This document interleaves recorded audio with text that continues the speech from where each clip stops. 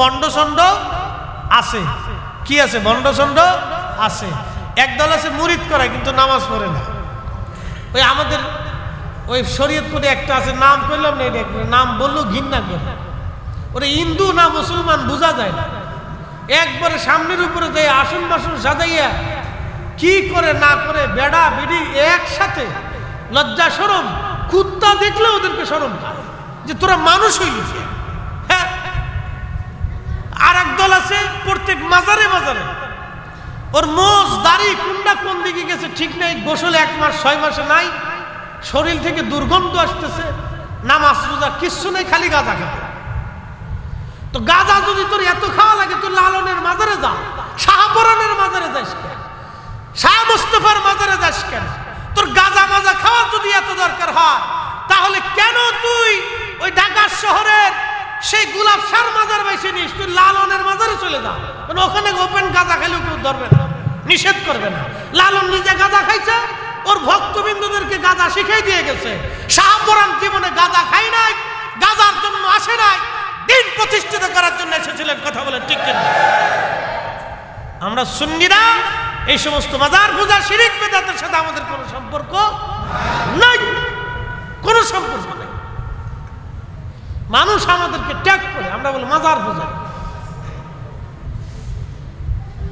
এই সমস্ত আউল ফাউল মানুষের জন্য আজকে আপনি চিন্তা করেন, খান জাহান আলী রহমতুল্লাহ মাজারের পাশে বসে গাঁজা খায়, এগুলির বাইরে গিয়ে মাজার শরীফ থেকে বের করে দিয়ে এই চক্রাকারের খাদেমগুলি সকালে একদল, দুপুরে আর এক দল, রাত্রে আর এক দল, চক্রাকারের খাদেম। এরা টাকা পয়সা নিয়ে বাড়ি গাড়ি করে একটা মাদ্রাসা বানায় না, এতিমখানা বানায় না, মিলাদুন নবীর মাহফিল দেয় না, তারপরে আপনার এই শহাদা কারবালা মাহফিল দেবে না, এ সুন্নি কোনো মাদ্রাসা করবে না, সম্মেলন করবে না। এই সমস্ত খাদেম খুদ্দামরা মাজারে কেন্দ্র করে নিয়ে এলাকার প্রভাবশালী লোকেরা এই উরুসের নাম দিয়ে মহিলা পুরুষ আইনা গান বাজনা করে, গাঁজা মাজা বেচে কোটি কোটি টাকা তারা ব্যবসায় সিন্ডিকেট করে টাকা পয়সা ধান্দা করে। আমরা ওলিদের মাজার দিয়ে এই সমস্ত ব্যবসা বন্ধ করতে হবে। কথা বলেন ঠিক কিনা? আমরা সুন্নিয়তের সাথে এগুলির কোনো সম্পর্ক অবশ্যই না, সুন্নিয়ত না দিন, কোনো কিছুর সাথে সম্পর্ক নেই। ওদের গাজার ব্যবসার দায়ভার আমরা নিতে যাবি? মাজার শরীফে যে মাথা নিচু করে সে একবারে সেজদা দিয়ে পুড়ে দিচ্ছে, উঠে না, ও তার দায়ভার আমি নিতে যাবো?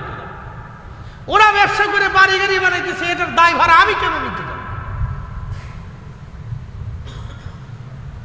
আল্লাহর ওলিরা এসেছিলেন, জানেন মাজার যারা ভাঙতেছে এটা তো না, মাজার পরিষ্কার করতে হবে। মাথায় উকুন পড়লে মাথা কাটা যায় না, জুব্বায় ময়লা লাগলে জুব্বা কেটে ফেলতে হয় না, এটা পরিষ্কার করতে হয়। কি কথা ঠিক কিনা? এই যে খান জাহান আলী রহমতুল্লাহের মাজার, শাহপরানের মাজার, শাহ আলী বুগদাদির মাজার, কামরুদ্দিন রুমির মাজার, মাহিসারের মাজার, আল্লাহু আকবার, শত শত বছর আগে তারা এসেছিলেন। তাদের মাজার থেকে সিন্ডিকেট ব্যবসায়ীদেরকে সরাইয়া এখানে সুন্নি আলেমদেরকে দিয়া এখানে মাদ্রাসা, এতিমখানা প্রতিষ্ঠিত করতে হবে। কথা বলেন ঠিক না বেটে? এগুলি প্রয়োজন। তারা আসছিলেন এই জমিনে মানুষ দিয়ে আল্লাহর নবীর, আল্লাহ তার রাসূলের গোলামি শেখানোর জন্য। আচ্ছা আপনারা বলেন, কোন ওলি আহলে সুন্নাত ওয়াল জামাত ছাড়া আছে? একসাথে বলেন, একসাথে বলেন, আছে? কোন ওলির আকীদা কি কোনো বদ আকীদা ছিল? আহলে সুন্নাত ওয়াল জামাতের আকীদার বাহিরে ছিল? আহলে সুন্নাত ওয়াল জামাতের আকীদা ছাড়া কোনো মা ওলির জন্ম দিতে পারে না, কোনো মা ওলির জন্ম দিতে পারে না, কিয়ামত পর্যন্ত কোনো মা পারবে না। কথা কোন ঠিক কিনা? কোনো মা পারবে না।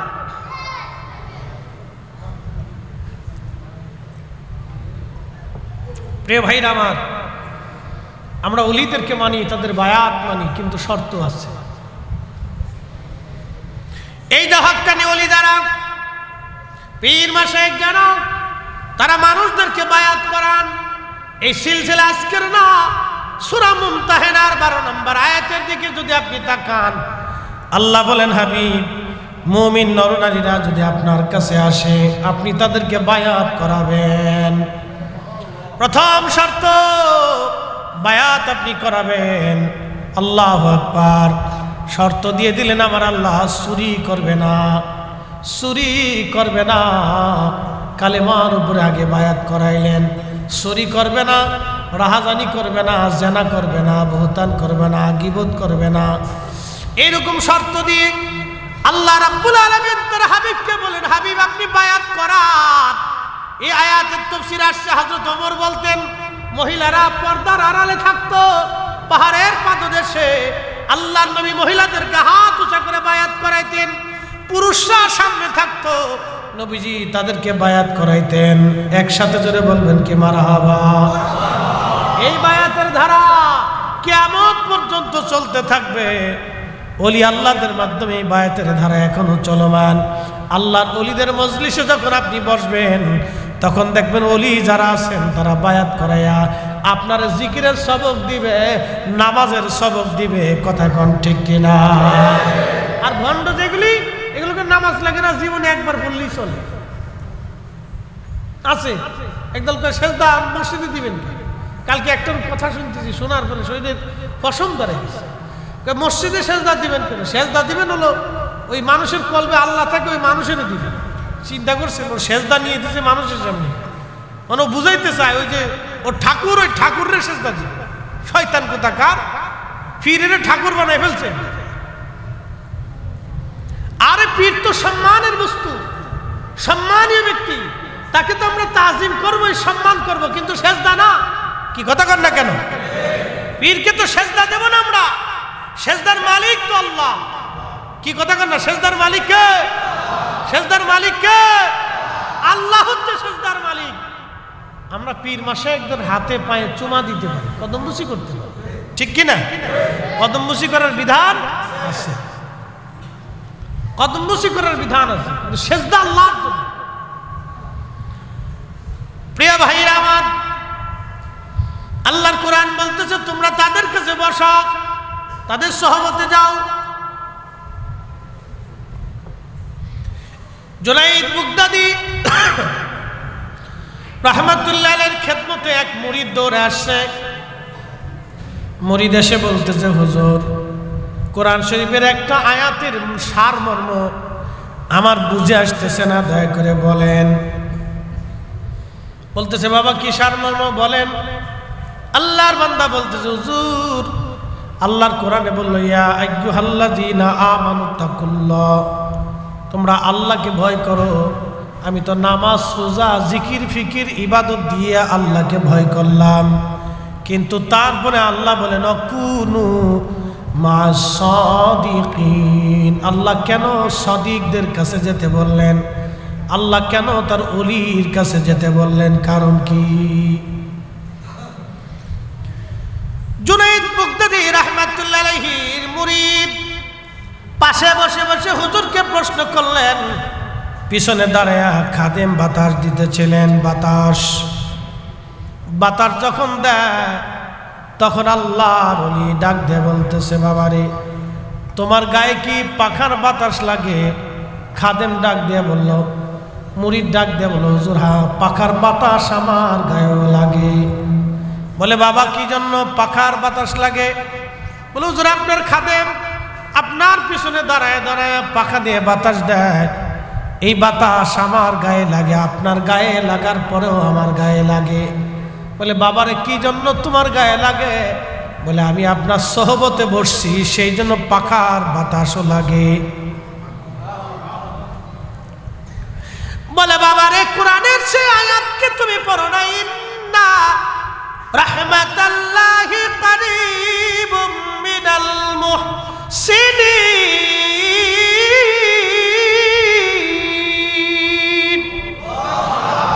নিশ্চয় আমার রহমত, আমার মুহসিন, আমার ওলি, আমার বন্ধু, আমার মেহবুব, আমার পেয়ারা বান্দার নিকটবর্তী থাকে।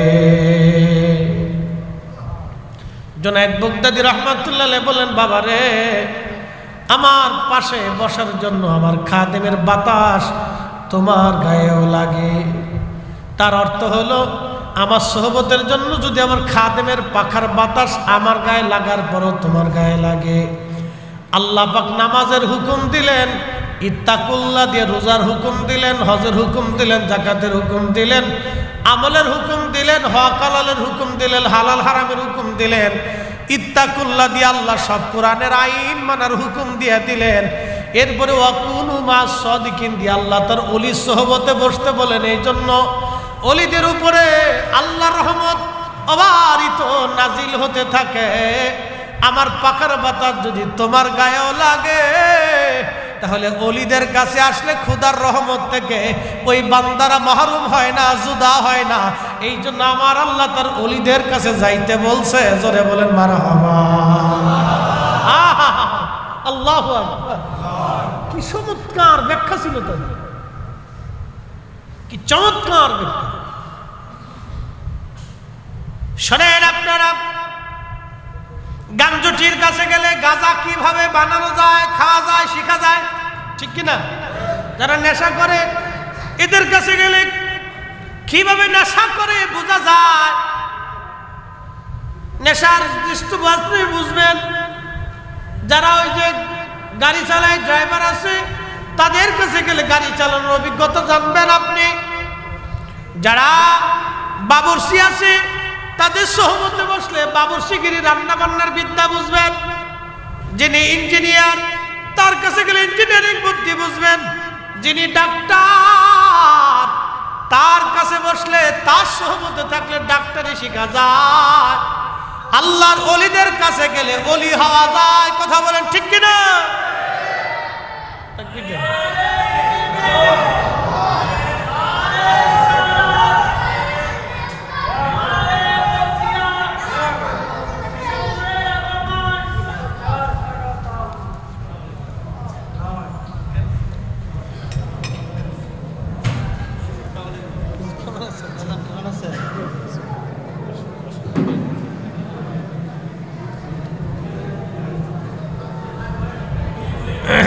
বসি আমরা। সালাতুন ইয়া রাসূলুল্লাহ আলাইকুম, সালাতুন ইয়া রাসূলুল্লাহ আলাইকুম, সালামুন ইয়া। খবর লো ইয়া রাসূলুল্লাহ, খবর লো मेरे मौला मेरे आका, खबर लो। सलातुन या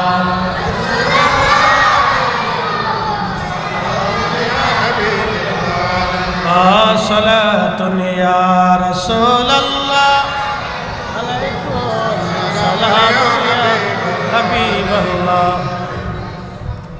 बंधुगण আমার, আল্লাহর ওলিদের মজলিসে বসলে কি হয় আমি কোরআন শরীফ থেকে আপনাদেরকে বুঝাইলাম। শুধু এইখানে না বাবাজি, অলির কাছে গেলে অলি হওয়া যায়, অলির কাছে না গেলে অলি হওয়া যায় না। আল ইলমু আলিমান, ইলম দুই ধরনের। ইলমুল লিসান একটা জবানের ইলম। সিফাতুল কামিল মাদ্রাসায় যদি ভর্তি হন, শাইখুল হাদিস সাহেবের কাছে বসলে আপনি হাদিসের বিদ্যা শিখবেন। মুফাসসির যারা আছেন, উস্তাদুল আসাতিজাদের কাছে গিয়ে বসলে কোরআনের তাফসীরের বিষয় বুঝবেন। যাদের ফিকহের বিষয়ে যদি জানতে চান, মুফতি যারা আছেন ফিকহের ক্লাসের মুফতি সাহেবদের কাছে গেলে বুঝবেন। আদাব ক্লাসে আদাব বুঝবেন, বালাগাতে বালাগাত, মান্তিকে মান্তিক, ফাসাহাতে ফাসাহাত। এরপরে যতগুলি বিদ্যা আছে, নাহু সরফ থেকে শুরু করে সব বিদ্যা এক একজন টিচারের কাছে গেলে বুঝবেন। আল্লাহর ওলির কাছে গেলে দুইটা বিদ্যা শিখা যায়, একটা ইলমে শরীয়ত আর একটা ইলমে তরিকত। এই ইলমে তরিকত শিক্ষা দেওয়ার জন্য আমার আল্লাহ মুসা নবীরে খিজির আলাইহিস সালামের কাছে আল্লাহ পাঠাইছেন। সূরা কাহফে মুসা আলাইহিস সালামকে আল্লাহ খিজিরের কাছে পাঠাইলেন। খিজির আলাইহিস সালামের ইতিহাস অনেক বড় লম্বা, যদি বলতে যায় তাহলে অনেক সময় লাগবে। আল্লাহর বান্দার বাগানে খিজির আলাইহিস সালামের মতো হায়াত কেউ পায় নাই। ওনার জন্ম কেউ বলেছেন হাবিল কাবিল যে মারামারি করেছিল, কাবিলের বংশে উনি জন্ম নিয়েছিলেন। আবার কেউ বলেছেন না, তিনি ইব্রাহিম আলাইহিস সালামের জমানায় জন্ম নিয়েছিলেন। তিনি বাদশাহ যুলকারনাইনের উজির ছিলেন। সেইখান থেকে ওনার এত বড় লম্বা হায়াত আসলো, উনি মুসা আলাইহিস সালামের জমানা পর্যন্ত জিন্দা ছিলেন। একবার জোরে বলা যাবে কি সুবহানাল্লাহ? কেউ বলেছিলেন উনি নবী, কেউ বলছেন না উনি ওলি, মত পার্থক্য আছে। কেউ বলছে উনি নবী, কেউ বলছে ওলি। হযরত মুসা আলাইহিস সালাম ওয়াজ করতে লাগছে, একজন আল্লাহর বান্দা দাঁড়ায় বলল, মুসা রে, এই জমানার মধ্যে সবচাইতে জ্ঞানী ব্যক্তি কে, কার ইলম বেশি? মুসা আলাইহিস সালাম বলেন, আমি নবী, আমারই ইলম বেশি। আল্লাহ ডাক দিয়ে বলেন, মুসা রে, হয় নাই, তোমার চাইতে বড় আলেম ইলমওয়ালা আমি আল্লাহ নিজে বানায় রাখছি। আল্লাহু আকবার। তোমার চাইতে বড় ইলমওয়ালা বানায় রাখছি। সেটা কি ইলম? আল্লামনাহু মিন লাদুন্না ইলমা। ইলমে লাদুন্নি ইলমুল কালব, ইলমুল কালব। যে ইলমের কারণে খাজা বাবা আজমিরি বিরাট আনা সাগরের পানি একটা লুটার ভিতরে এনেছিলেন। সুবহানাল্লাহ বলা যাবে না? ভারতে পানি ছাইড়ে দিয়া কুমিল্লা, ফেনী, নোয়াখালী, লক্ষ্মীপুরের বিরাট একটা অংশ পানির নিচে চলে গেল। আমাদের কাছে যদি ওই বিদ্যা থাকতো তাহলে বোতল ধইরা সব পানি এক বোতলে নিয়ে আসতাম। খাজা বাবার কাছে যে বিদ্যা ছিল ওটা যদি আমার কাছে থাকতো তো পানি ছেড়ে দিছে, আমি বোতল ভরে নিয়ে চলে আসতাম। যাও, এই বিদ্যা আমাদের কাছে না, এটা খাজা বাবার কাছে ছিল। শাহজালালী আমিনী মুজাররদি এমন এক বিদ্যার মালিক ছিলেন, জায়নামাজ বিছাই দিল, পানি কথা শুনলো, জায়নামাজ বিছাইয়া নদী পার হয়ে গেল। তিনি এমন এক বিদ্যার মালিক ছিলেন।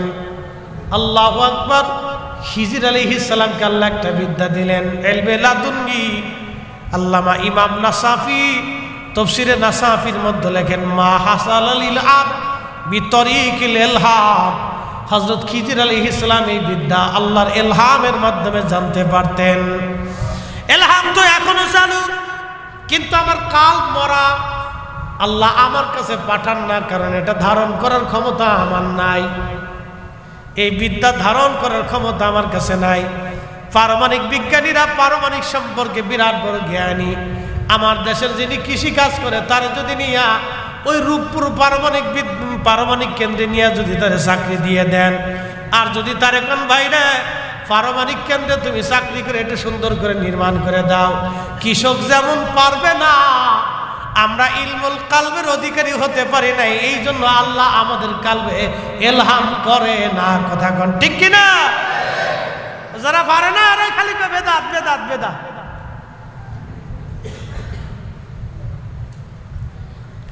খুবই মনোযোগ দেন। সিফাতুল বাসি আল্লাহর ওলির মুহিব্বিনেরা ভালো করে শুনে যান। আল্লাহর পেয়ারার মেহব্বিনেরা ভালো করে বুঝে যান। আমার বিষয়টা আজকে তরিকতের উপরে, এই জন্য এই বিষয়ের উপরে আমি আলোচনা করতেছি। ইলমুল কালব। মুসা আলাইহিস সালাম আল্লাহকে বলেন, রব্বি, কোথায় গেলে তারে পাবো? মুসা আলাইহিস সালামকে আল্লাহ বলেন, মুসা, তুমি মাছরে ভাজি করে নিবা। যেখানে তোমার মাছ যাইয়া লাফায়া লাফায়া নদীর মধ্যে চলে যাবে, দুই নদীর মিলন স্থান, এইখানে গেলেই তুমি তারে পাবা। এমন একটা সাগর, এক সাগরের পানি আর এক সাগরে যায় না। একটা ঘোলা আর একটা পরিষ্কার। পরিষ্কার পানি ঘোলার মধ্যে যায় না, ঘোলার পানি পরিষ্কারের মধ্যে যায় না। সেই সাগর ওইভাবে এখনো আছে, এখনো চলতেছে, কিয়ামত পর্যন্ত চলবে। সাগরও আল্লাহর আইন মানে, একমাত্র মানুষ আল্লাহর আইন মানে না। চাঁদে আল্লাহর আইন মানে, জমিন আল্লাহর আইন মানে, বাতাস আল্লাহর আইন মানে, সূর্য আল্লাহর আইন মানে, আবহাওয়া আল্লাহর আইন মানে, একমাত্র মানুষ আল্লাহর আইন মানে না। আমরাই শুধু আল্লাহকে ওভারটেক করি, ডাইভার্ট করি, আল্লাহর আইনকে উপেক্ষা করি। শুনিয়া যান সিফাতুল বাসী মুসা আলাইহিস সালাম রওনা করলেন ইউসা ইবনে নুনকে নিয়া, সাথে মাছকে ভাজি করলেন, রওনা হয়ে গেলেন। দুই নদীর মিলনস্থান, মস্ত বড় একটা পাথর, এই পাথরে মাথা রেখে মুসা আলাইহিস সালাম ক্লান্তি তার কারণে ঘুমিয়ে পড়লেন। ইউসা ইবনে নুন দেখতেছে মাছটা জিন্দা হয়ে লাফাইয়া লাফাইয়া সাগরের মধ্যে চলে যায়। আল্লাহু আকবার। আর একটা বর্ণনা আসছে, যেই পাথরে মুসা আলাইহিস সালাম মাথা হেলান দিয়ে ঘুমিয়েছিলেন, ওই পাথরের ভিতরে একটা প্রস্রবণ ছিল, পানির ফোয়ারা। ওই পানির একটা বরকত ছিল। ওই পানি কোনো মূর্তার উপরে, মরা কোনো বস্তুর উপরে পড়লে ওই বস্তুটা জিন্দা হইয়া চলে যাইত, মরাটা জিন্দা হয়ে যাইত। সেই প্রস্রবণ ইমাম ইবনে কাসির আল বেদায়ের মধ্যে লিখতেছেন, ওই প্রস্রবণের কারণে মরা জিন্দা হয়ে যায়। তো ওই পানিটা এসে মাছের গায়ে লাগলো, মাছ জিন্দা হয়ে লাফাইয়া লাফাইয়া চলে গেলে। এটা আল্লাহর কুদরত।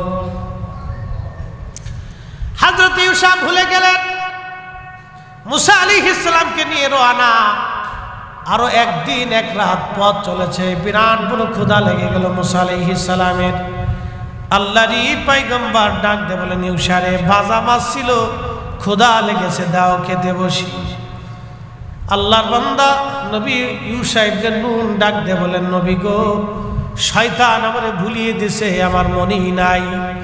আপনি যেখানে পাথরের উপরে মাথা রেখে ঘুমান, দুই নদীর মিলন স্থানে, ওইখানে ভাজা মাছটা জিন্দা হয়ে লাফাইয়া লাফাইয়া চলে গেছে।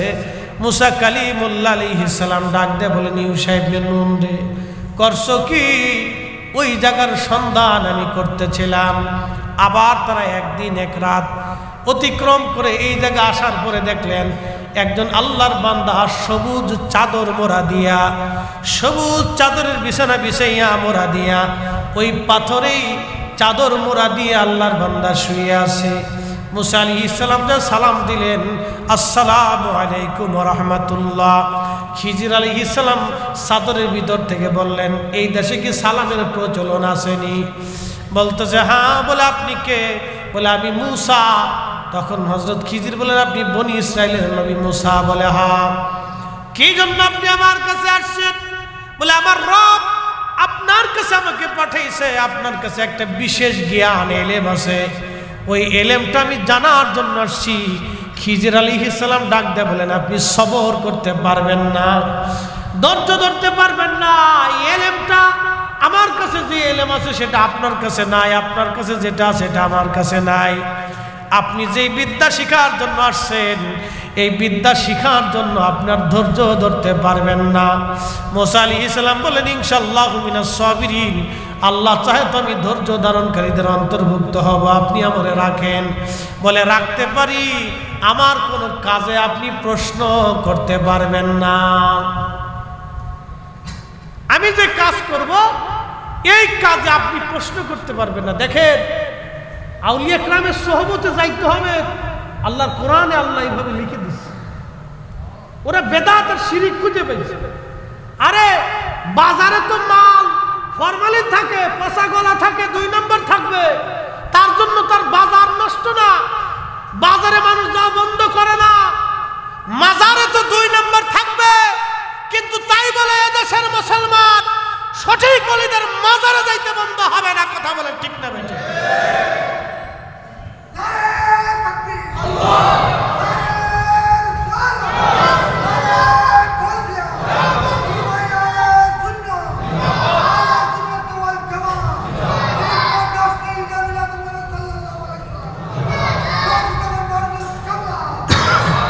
খুব মনোযোগ দিয়ে, বাজারে 2 নম্বর মাল আছে, দোকানদারও আছে 2 নম্বর, সব দোকানদার 1 নম্বর তা কিন্তু না।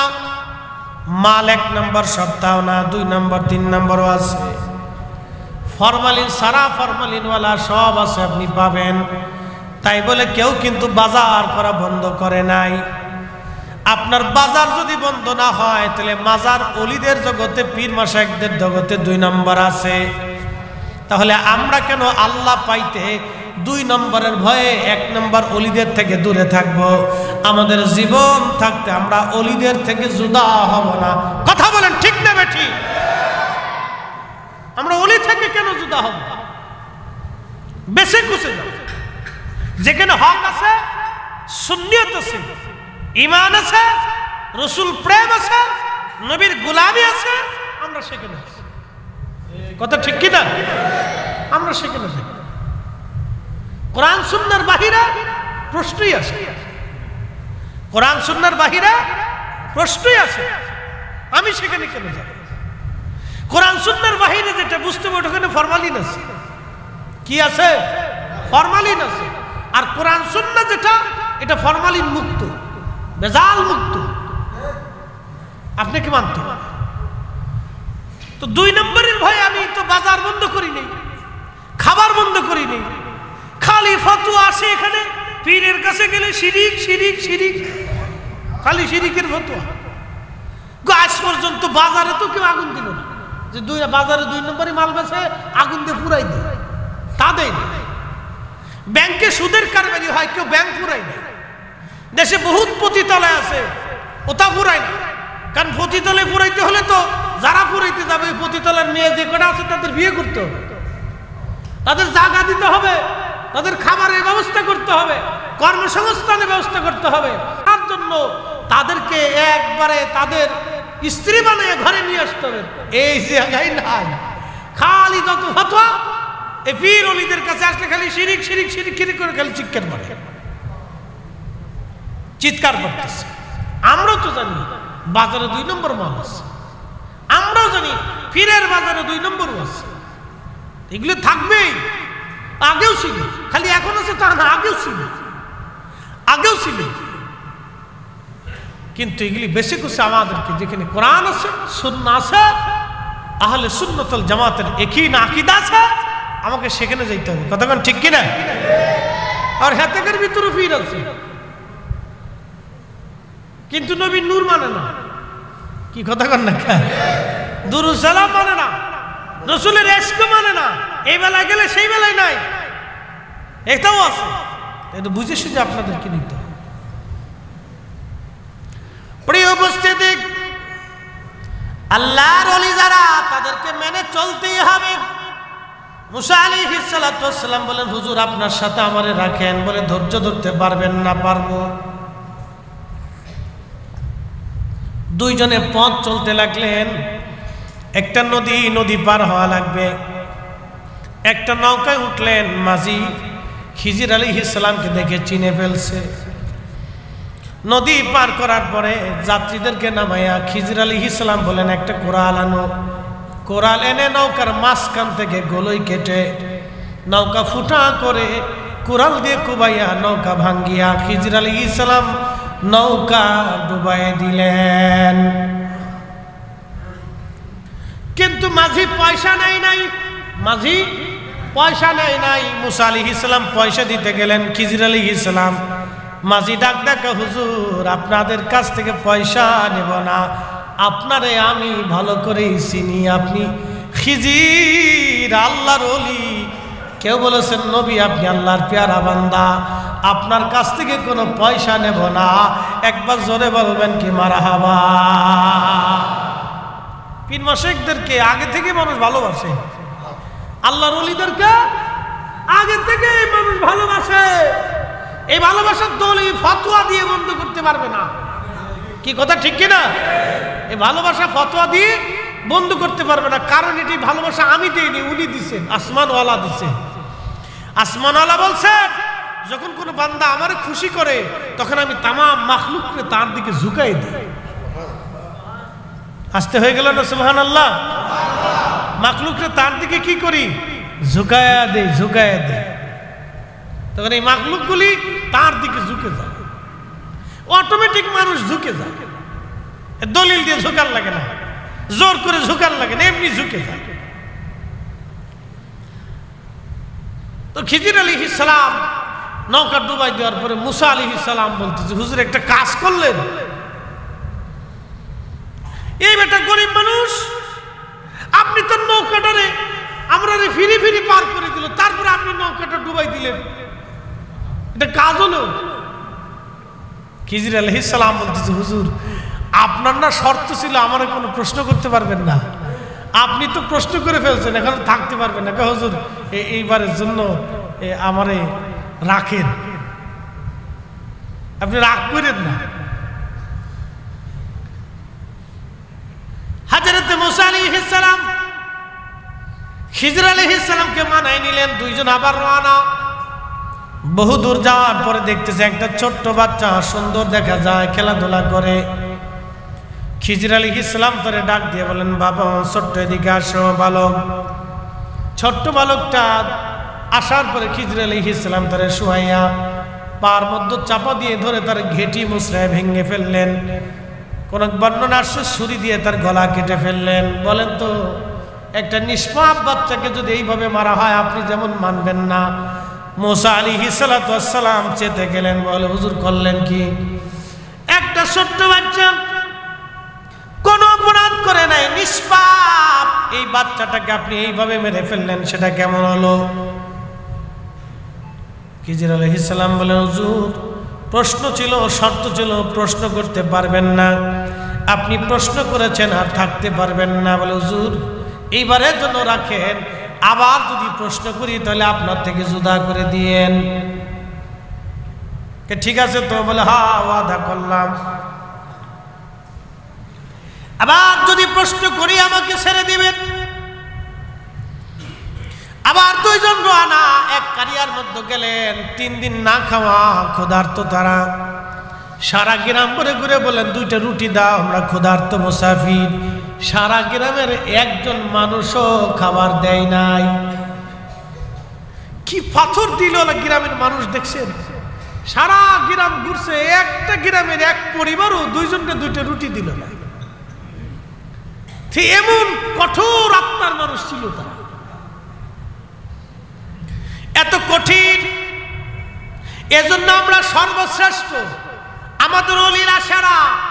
সব ওলি থেকে 70 গুণের মর্যাদা আমাদের ওলিদের বেশি, সব ওলিদের থেকে 70 গুণ পার আমার এই নবীর ওলিদের বেশি। একসাথে বলবেন আল্লাহু আকবার। আমরা ওলিদের কাছে যাব না তো যাবো কার কাছে? চোরের কাছে, শয়তানের কাছে, লুচ্ছের কাছে, মজদির কাছে?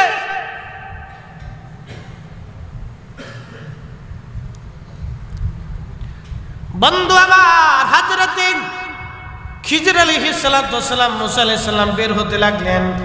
দেখতেছে একটা দেওয়াল ভেঙে ভেঙে যায়, একটা বাড়ির দেওয়াল ভেঙে ভেঙে যায়। মুসা আলাইহিস সালামকে খিজির আলাইহিস সালাম বললেন, হুজুর আসেন দেওয়ালটা ভালো করে নির্মাণ করে দেই। পাথর এনে, মাটি এনে, পানি এনে সুন্দর করে সারাদিন তারা নির্মাণ করছে, বিরাট কষ্ট হয়েছে। সন্ধ্যাবেলা মুসা আলাইহিস সালাম ডাক দেখে, হুজুর একটা কাজ হইল, এই গ্রামের একটা মানুষ আপনার একটাও রুটি দিল না, আপনি বের হওয়ার সময় গ্রামের মানুষের দেওয়াল নির্মাণ করে দিলেন, একটা কি কাজ হলো? বিরাট ক্ষুধা লাগছে। এজন্য তাসাউফের পথে ধৈর্য লাগে, ধৈর্য লাগে, ধৈর্য লাগে। ওলিদের 40 বছরের সাধনা হয়, 30 বছরের সাধনা হয়, 12 বছরের সাধনা হয়। কামিল পাস করার জন্য একটা ছেলে কত বছর দেখেন, ক্লাস 1 থেকে শুরু করে একবারে কামিল পর্যন্ত তার 20 থেকে 22 বছর পার হয়ে যায়। 2 যুগ একটা ছেলে একটা সার্টিফিকেটের জন্য পরিশ্রম করলো, মাস্টার্স কমপ্লিট করতে একটা ছেলের 2 যুগ পার হয়ে যায়। কিন্তু আল্লাহ নবীর গোলামির জন্য সে 6 মাসও পরিশ্রম করে না, আর খালি লাফায় আল্লাহ পাইলাম না, নবী পাইলাম না। দুনিয়ার একটা সার্টিফিকেটের জন্য 2 যুগ কাটাই দিয়েছেন আপনি। ভার্সিটির বারান্দায় বারান্দায়, স্কুলের বারান্দায় বারান্দায়, কলেজে কলেজে, সকাল 10টা থেকে বিকেল 4টা, বৃষ্টি বাদল নাই, ঝড় তুফান নাই, দৌড়াইছেন, গাড়ি পান নাই, পায়ে হেঁটে আসছেন। দুনিয়ার এক ছোট্ট সার্টিফিকেটের জন্য যদি আপনি এত পরিশ্রম করলেন, তাসাউফের বিদ্যা জানার জন্য, আল্লাহর ওলির সোহবতে, আল্লাহর ওলির দরবারে কত সময় আপনি দিছেন আগে বলেন? এজন্যই তো আমরা সুফি ভাই, এক সুফি চলে গেলে আর এক সুফি আসে না, ক্লাস বন্ধ হয়ে যাচ্ছে। এই দর্শ বন্ধ হয়ে যেতেছে। আগে সুফিরা তাদের খানকার ভিতরে বসে দর্শ দিত, এখন দুই একটা আছে ওই বিভিন্ন মাজার টাজার দিয়ে ঘুরে, ওই যে ওরা জটলা চটলা পটলা বিড়ি খায়, গাঁজা খায়, নামাজ পড়ে না। এখানে একটা তরিকা আছে। এখানে তরিকা কি জানেন? এ তরিকা একটাই, বিড়ি খাবে, গান টান বাজাবে, এই গাঁজা মাজা খাবে, জটলা চটলা গোসল মোসল করে না, পয় পরিষ্কার থাকে না। এটার একটা তরিকা আছে। এটার পথই দেয়, ও মতি দেয়, ও কাম কাজ পায় না, সব কিছু সাইডে দিয়ে ও কাম করে বেড়াইতেছে।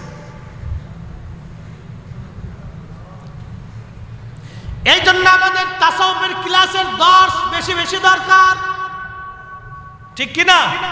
এই তাসাউফের ক্লাসের দর্শ দরকার। এই জন্য এই দর্শে জিকিরের তালিম, তরবিয়ত, এই সব কিছু এগুলোর দরকার। বেশি বেশি বসতে হবে দর্শে। দুনিয়ার সার্টিফিকেট পাওয়ার জন্য এত দৌড়াইলেন, তা আখিরাতের মুক্তির জন্য তাসাউফের দর্শে আপনি বসতে পারবেন না, পীর মাশায়েখদের দর্শে আপনি বসতে পারবেন না। বসতে হবে মুর্শিদের চরণ বিহনে এ জীবন মিশে। ওরে আল্লাহ নবীর গভীর তত্ত্ব, ওরে আল্লাহ নবীর গভীর তত্ত্ব কামেলের কাছে, মুর্শিদের চরণ বিহনে এ জীবন মিশে। হযরত খিজির বলেন, হুজুর আর আপনি থাকতে পারবেন না, শর্ত শেষ। মুসা আলাইহিস সালাম বলেন, হ্যাঁ শর্ত অনুযায়ী চলে যাব, কিন্তু আমারে আগে বলে দিয়ে যান তিনটা ঘটনার হাকিকত কি। খিজির আলাইহিস সালাম বলেন, প্রথম হাকিকত হলো নৌকা ডুবাই দিয়েছিলাম। নৌকা এই জন্য ডুবাইছিলাম, এদেশের বাদশাহ বিরাট বড় জালিম, সে সমস্ত নৌকাগুলি সিজ করে নিয়ে যাবে তার যুদ্ধের কাজে লাগানোর জন্য। যে মাঝি আমাদের নদী পার করাইলো, মাঝিটা গরিব মানুষ, আমাদের কাছ থেকে পয়সা নেয় নাই। আমি খিজির নৌকাটাকে ডুবাইয়া দিয়া ওই জালিম বাদশাহ থেকে মাঝিরে নৌকা আমি হেফাজত করলাম, যাতে এই জালিম চলে যাওয়ার পরে সে নৌকা উঠাইয়া মেরামত করে এই নৌকা চালাইয়া সংসার চালাইতে পারে। একবার জোরে বলা যাবে আল্লাহু আকবার। এটা হাকিকতের বিদ্যা, হাকিকতের। ওমা তাদরি নাফসু মাদা তাকসিবু গাদা। কোরআন বলতেছে মানুষের জন্য আগামীর সময়টা কি এটা আল্লাহ ছাড়া কেউ জানে না। কিন্তু খিজির আলাইহিস সালাম কেমনে বলে দিল, এই জালিম বাচ্চা নৌকা নিয়ে যাবে, আর সে গরিব মানুষ নৌকা চলে গেলে না খেয়ে থাকবে, বাচ্চা কাচ্চা কষ্ট পাবে, আমি এটার ডুবাই দিয়ে হেফাজত করে দিলাম। একসাথে বলবেন আল্লাহু আকবার। ওলিদের এরকম কিছু কাজ আছে যেগুলো হাকিকত পূর্ণ, বোঝা যায় না, হাকিকত পূর্ণ। এটা হাকিকতে বলা। বলে দ্বিতীয়টা কি, এত সুন্দর বাচ্চা জবাই করে দিলেন, হত্যা করলেন, কতল করলেন, কারণ কি? খিজির আলাইহিস সালাম বললেন, দেখেন এই বাচ্চাটা বড় হলে কাফের হবে, কট্টর কাফের, সে তার ইমানদার বাবা মারে কাফের বানানোর চেষ্টা করবে। এই জন্য এই বাচ্চাটারে হত্যা করে দিয়ে আমি ইমানদার বাবা মার ইমানের হেফাজত করেছি। একবার জোরে বলা যাবে কি মারহাবা।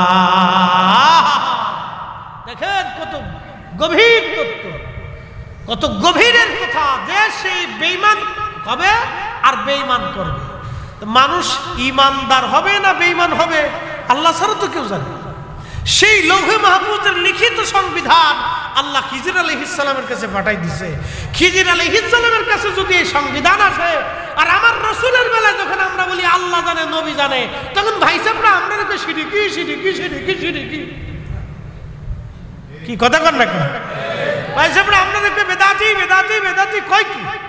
আর ১৬ লক্ষ সাহাবী এক বাক্যে বলতো আল্লাহু ওয়া রাসূলুহু আলাম, আল্লাহ জানে নবী জানে, আল্লাহ জানে নবী জানে, আল্লাহ জানে নবী জানে, আল্লাহ জানে নবী জানে। এই জন্য আমরা সুন্নিরা কই আল্লাহ জানে নবী জানে, আল্লাহ জানে নবী জানে। কথা কন না ঠিক কিনা? ঠিক, আল্লাহ জানে নবী জানে। এটা আমরা আগে কইছি না, ১৬ লক্ষ সাহাবী বলছে। কত লক্ষ সাহাবী?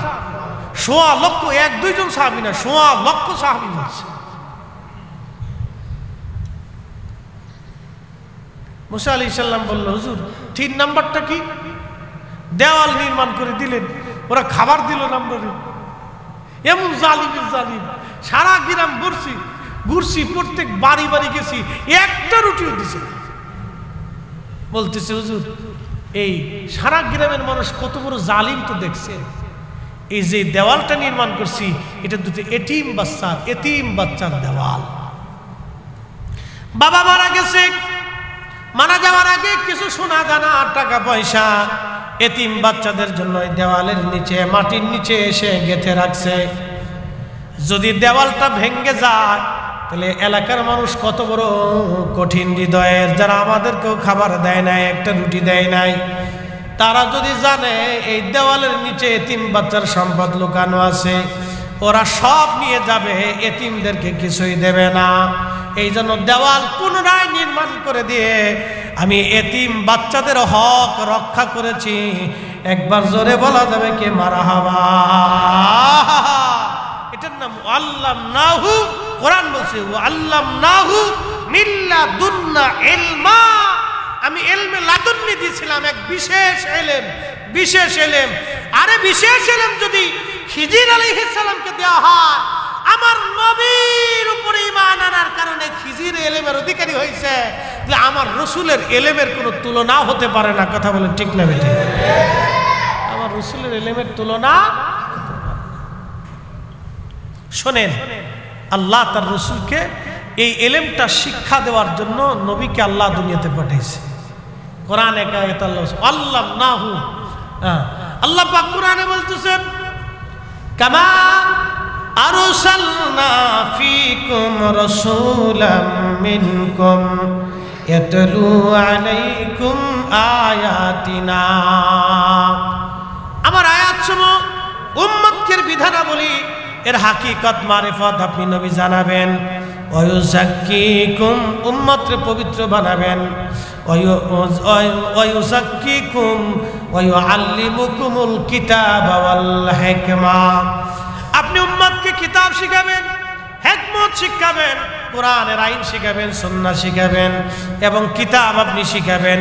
ওয়ায়ুআল্লিমুকুম মা লাম তাকুনু তা'লামুন, নবী গো আপনি উম্মতকে এমন বিদ্যা শিখাবেন যেই বিদ্যা আপনার উম্মত জানতো না, যেই বিদ্যা আপনার উম্মত জানতো না সেটা আপনি শিখাবেন। এই যে আনা সাগরের পানি একটা লুটার ভিতরে আনা যায়, বিদ্যা পৃথিবীর কোনো বিজ্ঞানীর কাছে নাই, এটা খাজা বাবা আজমিরির কাছে ছিল। এই বিদ্যা মদিনা হইয়া আল্লাহর ওলিদের মাধ্যম দিয়া খাজা বাবা আজমিরির কাছে আসছিল। কথা কন না কেন, ঠিক কিনা? আল্লিমুকুম মা লাম তাকুনু তা'লামুন, উম্মত যেটা জানে না, যেই বিদ্যা সে বুঝে না, জানে না, এটা শিক্ষা দিবে না। আল্লাহর নবী শুধু শরীয়তের ইলম শিক্ষা দেন নাই, ইলমের তরিকাত শিক্ষা দিয়ে, হাকিকত শিক্ষা দিয়ে।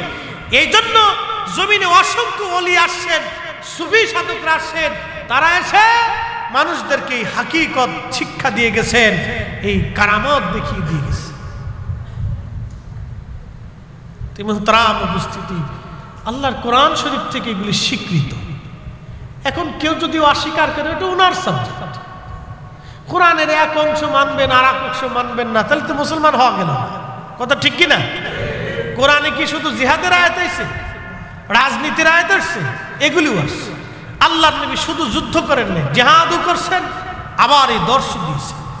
হযরতে আবু হুরায়রা রাদিয়াল্লাহু আনহু, বুখারী শরীফের কিতাবুল ইলমের ভিতরে আসছে, আবু হুরায়রা রাদিয়াল্লাহু আনহু বলতেন, সাহাবীরা, নবীর উম্মত, আমি আমার রাসূলের কাছ থেকে 2 ধরনের বিদ্যা শিখেছি। এক বিদ্যা আমি তোমাদেরকে মানুষের মাঝে প্রচার করি, শোনাই, আর আরেকটা বিদ্যা আছে, এটা যদি বলি তাহলে তোমরা আমার গলা কেটে ফেলবে।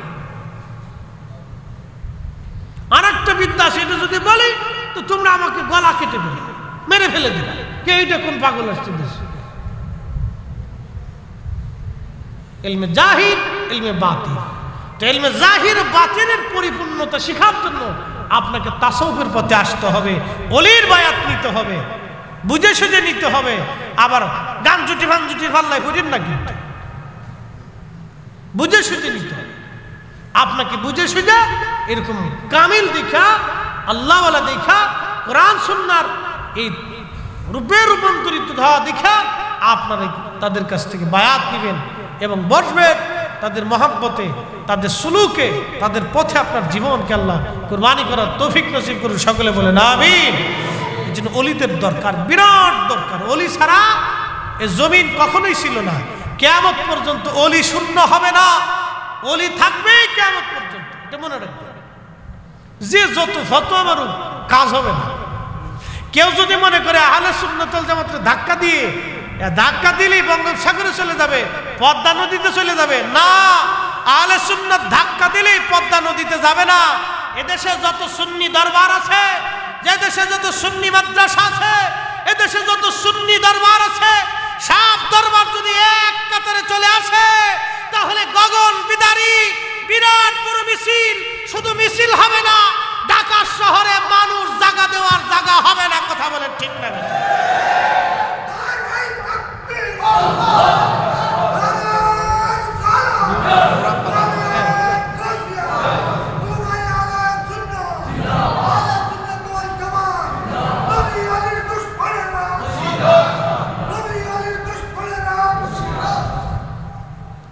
মনে রাখেন, এত সুন্নি আছে এখনো যদি আপনি দাঁড়ান, ইয়া নবী সালাম আলাইকা বলে দাঁড়ানোর পরে দেখবেন 100%-এর 99% মানুষ দাঁড়ায় গেছে। 100%-এ 99 জন দাঁড়ায়, একজন বাঁকা হতে পারে কিন্তু 99 জন দাঁড়ায় যায়। তার মানে মানুষ এখনো রসুলের মহাব্বতের দিকে ঝুঁকে আছে। কথা ঠিক কিনা? এখনো মানুষ নবীর মহাব্বতের দিকে ঝুঁকে আছে। কিন্তু ইমাম সাহেব হয়ে গেছে উল্টা, মুসল্লি কথা বলতে পারে না, চুপচাপ থাকে। বুঝতে পারছেন? এই জন্য আপনাদেরকে বুঝতে হবে, আহলে সুন্নাত ওয়াল জামাত কেউ যদি মনে করে ধাক্কা দিয়ে একবার বঙ্গোপসাগরে দিতে হবে, না, এটা শাহজালালের জামাত, শাহ মাকদুমের জামাত, বারাউলিয়া 360 আউলিয়া, অসংখ্য অলির জামাত। ভারতে, পাকিস্তানে, দেশে, উজবেকিস্তানে, তুর্কমেনিস্তানে, তাজিকিস্তানে, উজবেকিস্তানে, চেচনিয়া, বসনিয়া, রাশিয়া, ইউরোপে, আমেরিকাতে, আল্লাহু আকবার, অসংখ্য ওলি, কোটি কোটি, আফ্রিকাতে, আরবে, আজমে কোটি কোটি আহলে সুন্নাত ওয়াল জামাতের অনুসারী। কথা বলেন ঠিক না বেটে? সারা বাংলাদেশের হাজার হাজার সুন্নি দরবার এক জায়গায় যদি আসে, এ জাতিরে যদি কেউ খেপাই তোলে তো অস্তিত্ব থাকবে কারো? হ্যাঁ, বাংলাদেশে এত বুলেটও নাই যে গুলি করে মেরে ফেলবে। কি কথা কর না কেন? বাংলাদেশের সেনাবাহিনীর একটা বুলেটও নাই যে গুলি করে মেরে ফেলবে। যদি বাংলাদেশের হাজার হাজার পীর মা শেখরা একত্রিত হয়ে রাস্তায় নামে, বাংলাদেশের সেনাবাহিনীর এত বুলেটও নাই।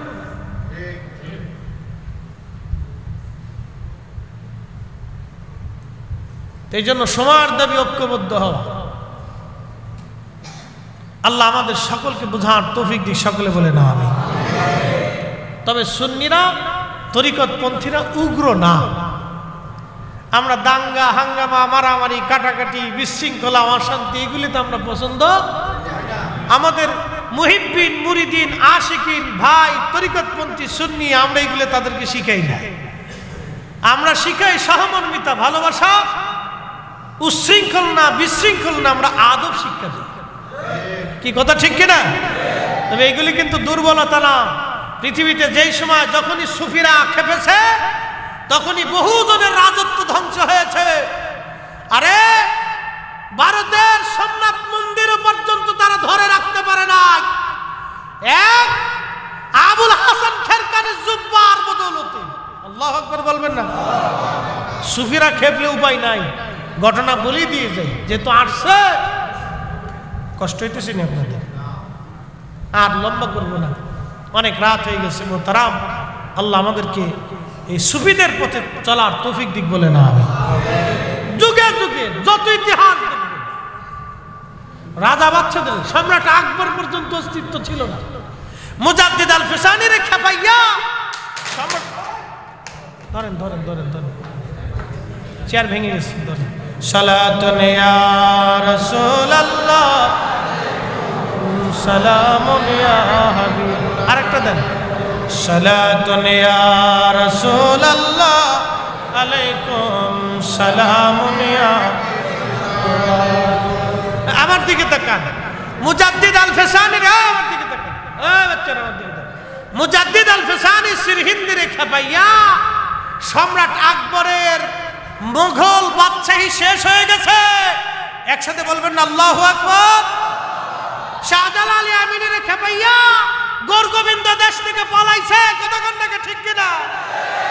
সুফিদেরকে যদি কেউ খেপা, আহলে সুন্নাত ওয়াল জামাতের পীর মাশায়েখদেরকে খেপাইলে বাংলাদেশে তাদের দমনের মতো কেউ নাই, কথা বলেন ঠিক কিনা?